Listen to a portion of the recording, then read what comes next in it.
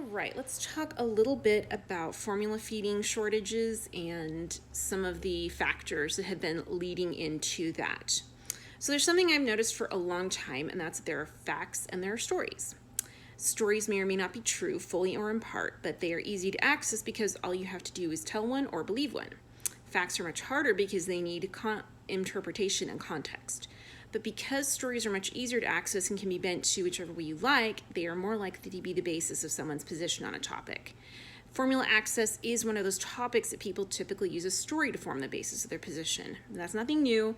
There are a lot of issues like that. So the story is that some mothers just can't breastfeed, and formula is there and is more reliable than breastfeeding for those mothers and those babies. But their statistics and data tell us another story, which does need to be addressed. The recent formula shortage is just a more widespread and pronounced phenomenon of what has already been happening. So if you read my blog post, I go into the calculations on formula costs. Bottom line is let's assume $100 a month on formula. Costs vary. But for a family making a California minimum wage of $2,080 per month, that $100 a month would represent about 5% of their income. And then if the baby needs hypoallergenic formula, that still adds on even more.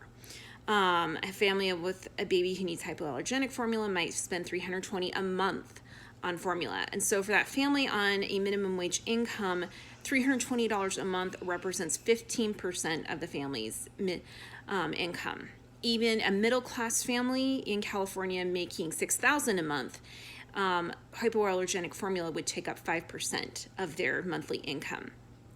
Obviously, there's WIC and SNAP, but the problem is even those can't fully cover the costs. So there was a study done in Cincinnati.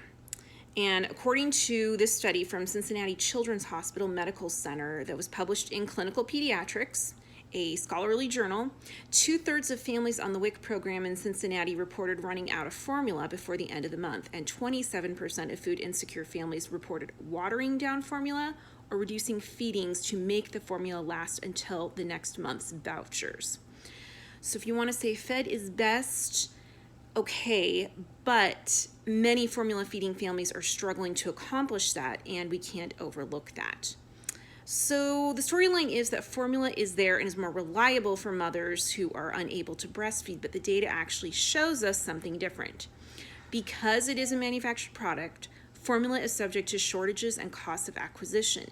These come with the territory, because it needs to be manufactured and distributed and paid for. The formula shortage we just saw isn't really some sort of an anomaly in many ways because there are families who have had formula shortages every month. Breastfeeding, to whatever degree is possible, does help alleviate these kinds of access problems. But for families who are using formula, storing extra formula before a shortage hits is the answer. A big part of what led to the shortage that we just saw was that families stockpiled and then they didn't buy, which led to supply chain problems because of the whiplash demand.